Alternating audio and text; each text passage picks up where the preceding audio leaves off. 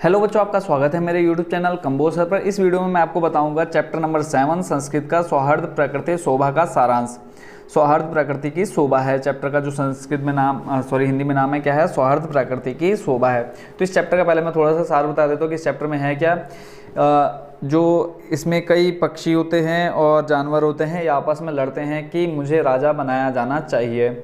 ठीक है, तो स्टोरी बहुत ही इंटरेस्टिंग है और मेरे हिसाब से तो कि ये जो आपकी संस्कृत की पूरी बुक है ना, तो इसमें से सबसे बेस्ट स्टोरी मैं इसको कहूँगा, क्योंकि बहुत अच्छी स्टोरी है, थोड़ी मजाकिया भी है, हंसी भी आएगी आपको बीच बीच में। ठीक है, क्योंकि इसमें पशु पक्षी आपस में लड़ते हैं कि मुझे राजा बनाना चाहिए, और कई बार तो बंदर हाथी और उससे जो बाघ शेर होते हैं उससे भी पंगा ले लेते हैं राजा बनने के लिए।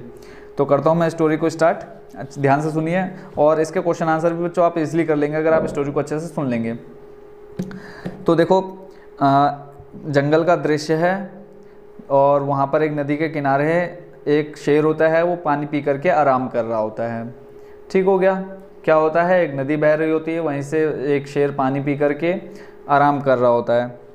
तभी एक बंदर आकर उसकी पूंछ पकड़कर मोड़ देता है। अब गुस्सा आ जाता है शेर को, शेर उसको मारना चाहता है, पर बंदर क्या होता है, कूद करके पेड़ पर चढ़ जाता है।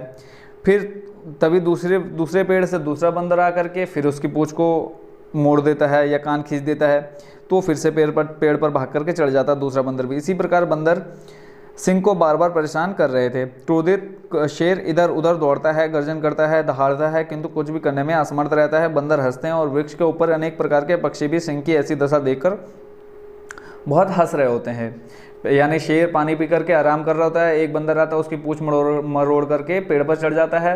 अब वो उसको पकड़ने जाता है, पीछे से दूसरा बंदर आता है, उसका कान मरोड़ करके वो भी पेड़ पर चढ़ जाता है। तो ये सब जब बंदर कर रहे थे तो उस शेर को बहुत गुस्सा आ जाता है और तेज तेज वो दहाड़ने लगता है। तो पेड़ पर और भी पक्षी बैठे थे, वो सब देख करके, शेर की ऐसी दशा देख करके हंसने लगते हैं। नींद अब क्या होता है, नींद टूटने के कारण दुख से वनराज होते हुए, अब एक तो वो नींद में था, सो रहा था, आराम कर रहा था, और फिर ऊपर से वनराज भी। वनराज किसे कहते हैं, जंगल के राजा को। तो वनराज मतलब जंगल का राजा होने के बाद भी उसको छोटे मोटे जीव उसको परेशान कर रहे हैं।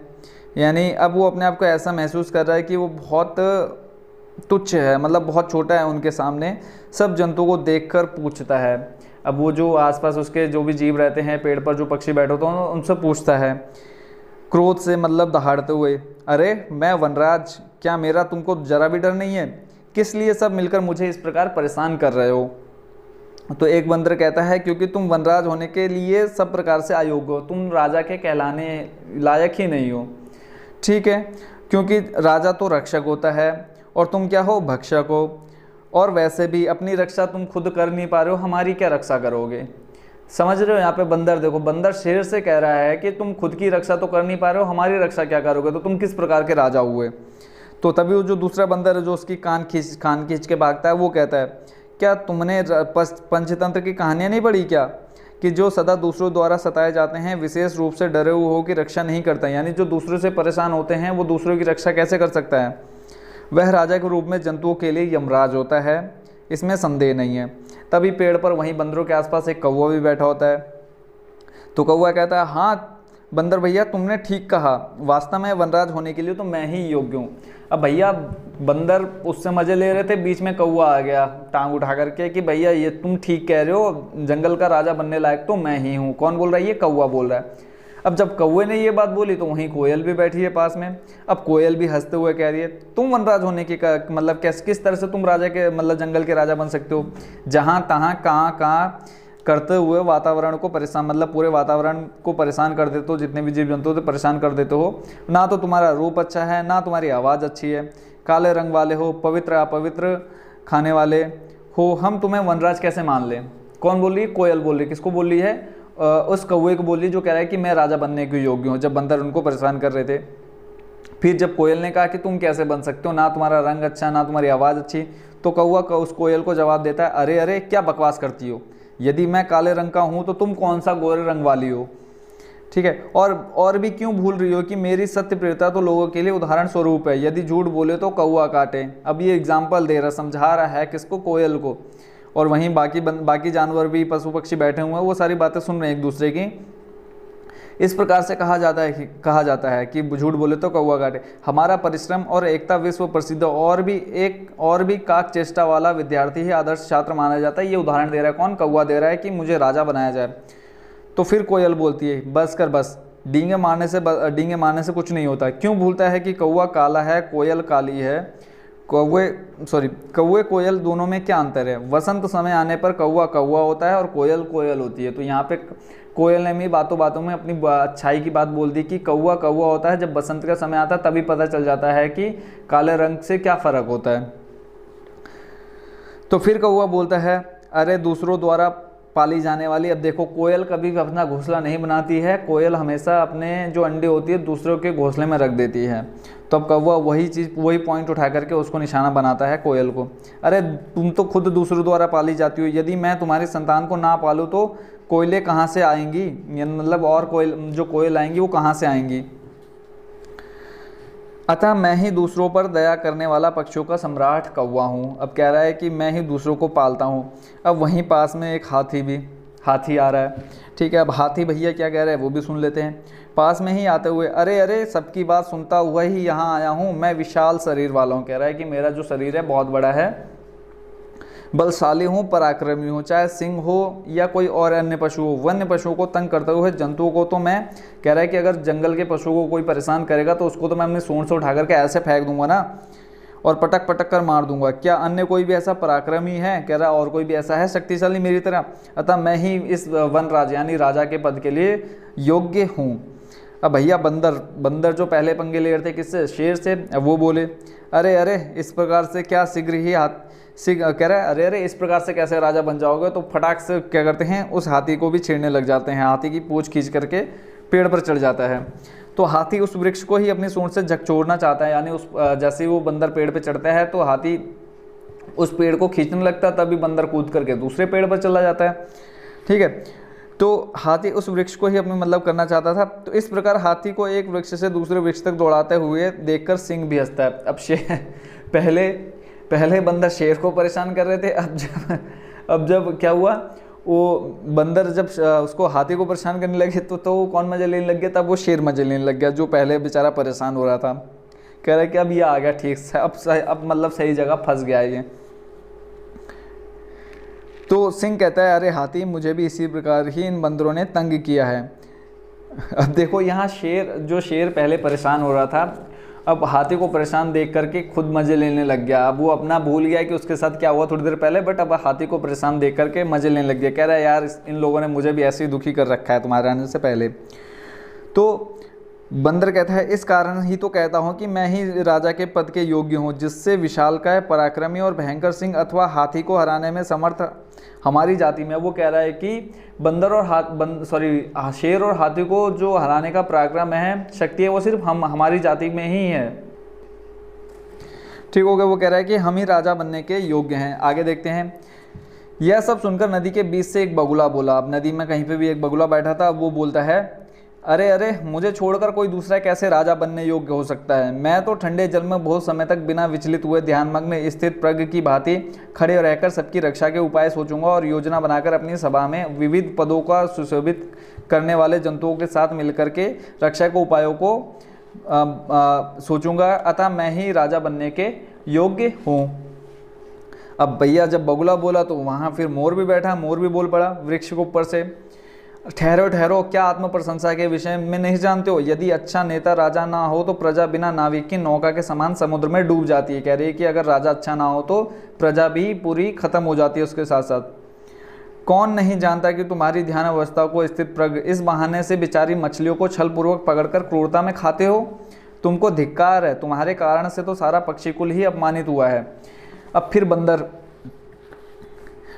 बंदर बोला गर्व के साथ, इसलिए तो मैं कह रहा हूँ कि मुझे राजा बनाओ, शीघ्र ही सब वन्य जीव मेरे राज्याभिषेक की तैयारी करो। अब ये तो भैया खुद ही राजा बनने को तैयार हो गया है।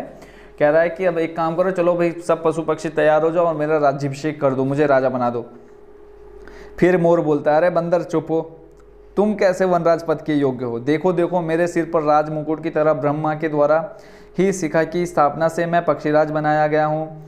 अतः वन में निवास करते हुए मुझे वनराज के रूप में भी देखने के लिए तैयार हो जाओ, क्योंकि अब कोई दूसरा विधाता के निर्णय को बदलने में कैसे समर्थ हो सकता है, यानी भगवान खुद चाहता है कि मैं राजा बनूं, तो कैसे उनके फैसले को कोई बदल सकता है।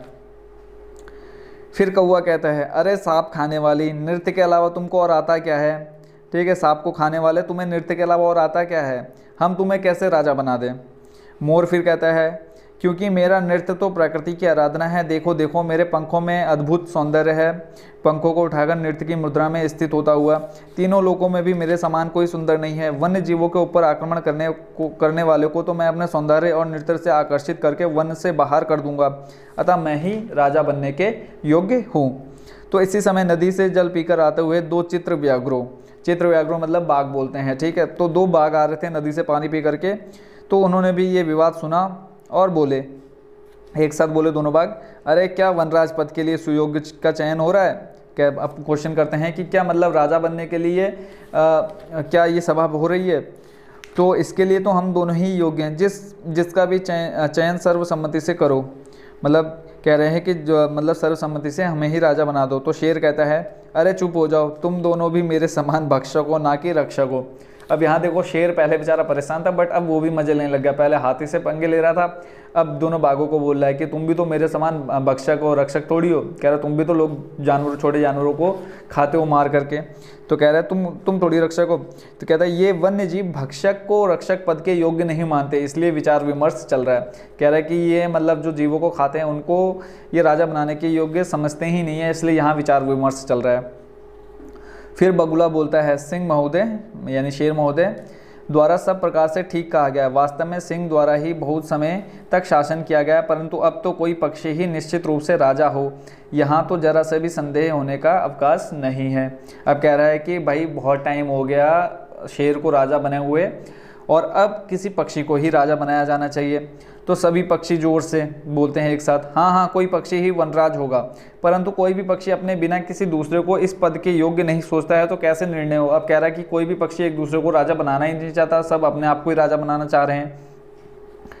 तो तब उन सबके द्वारा गहन निद्रा में निश्चिंत सोते हुए उल्लू, अब भैया एक डाल पर उल्लू बैठा है, उनसे उस उल्लू को कोई मतलब नहीं है कौन राजा बने कोई नहीं, वो अपना चुपचाप बैठा है। तो सभी ने उसकी तरफ ध्यान दिया और सब सोचने लगे कि भैया ये देखो इसको कोई मतलब नहीं, हम इसी को ही राजा बनाते हैं। तो सभी ने उल्लू को देखकर विचार किया कि ये आत्म प्रशंसा से रहित, मतलब इसने अभी तक अपनी कोई प्रशंसा नहीं की है, ये इसको कोई मतलब नहीं है कि इसे राजा बनाया जाए। तो ये कहता है कि यही हमारा राजा होगा। सभी मिलकर बोलते हैं यही हमारा राजा होगा। राजा के अभिषेक से संबंधित सामग्रियों को लाते हुए को परस्पर आदेश देते हैं।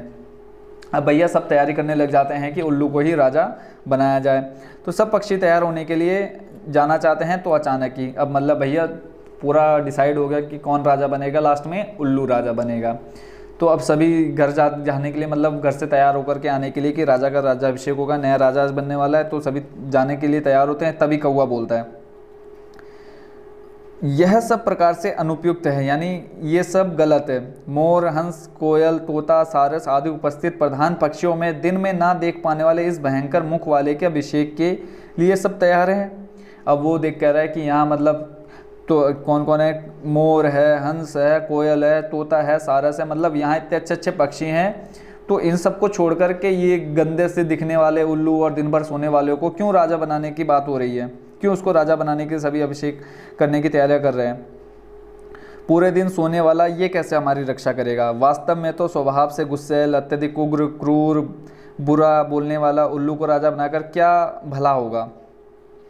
तभी यहाँ पर इन सब की बातें जो ये कर रहे थे, इन सब की बातें सुन करके प्रकृति माता, जिसको आप धरती माता बोल सकते हो, ठीक है, वो वहाँ निकलती हैं, मतलब प्रकट होती हैं वहाँ पे उनके सबके सामने, और स्नेहपूर्वक कहती है, अरे अरे प्राणियों, तुम सभी मेरी संतान हो, क्यों आपस में कलह कर रहे हो। वास्तव में सब वन्य जीव एक दूसरे पर आश्रित है। कह रहा है कि सारे जीव एक दूसरे से ही संबंधित हैं। सदैव याद रखो, देता है बदले में लेता है, रहस्य को कहता है, पूछता है, खाता है और लगाता है। ये बच्चों उन्होंने एक मतलब कोई पोयम जैसी बोल दी होगी। ये 6 प्रकार के स्नेह के लक्षण हैं। सब प्राणी समवेत, यानी सारे एक जैसे हैं, और सब फिर एक साथ स्वर में बोले, माता आप कहती तो सब प्रकार से ठीक है, यानी आप ठीक कह रही हो जो भी आपने कहा है, परंतु हम आपको नहीं जानते कि आप कौन हो, अपना परिचय दीजिए। तब प्रकृति माता कहती है, मैं प्रकृति आप सबकी माता हूँ, तुम सभी मुझे प्रिय हो, सभी का मेरे लिए महत्व है, यथा समय कलह में व्यर्थ समय ना गवाओ। यानी ये फालतू के बहस में अपना समय ना गवाओ, अपितु मिलकर ही आनंद करो। कह रहे हैं कि ये जीवन मिला है तो जीवन का आनंद उठाओ, खाली अपना समय व्यर्थ ना करो, समय नष्ट ना करो, आनंद करो, जीवन को रसमय करो। तो उचित कहा गया है, प्रजा के सुख में राजा का सुख और प्रजाओं के हित में राजा का हित होता है। बच्चों ये लाइन याद रखना कि प्रजा के सुख में राजा का सुख, ठीक है, और प्रजा के हित में राजा का हित होता है। राजा को अपना हित प्रिय नहीं होता बल्कि प्रजाओं का हित प्रिय होता है। कहते हैं कि राजा को अपना हित प्रिय नहीं होता, उससे ज़्यादा उसको प्रजा का हित ज़्यादा प्यार होता है। और भी अगाध, अब वो मछलियों का उदाहरण देती हैं सभी जीवों को। अगाध जल में यानी पानी में संचरण करने वाली, पानी में रहने वाली रोहित नाम की एक मछली होती है, बहुत बड़ी होती है। तो रोहित नामक बड़ी मछली स्वयं पर गर्व नहीं करती।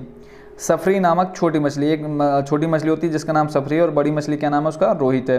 तो अंगूठे पर जल में फुरफुराती है, घमंड करती है।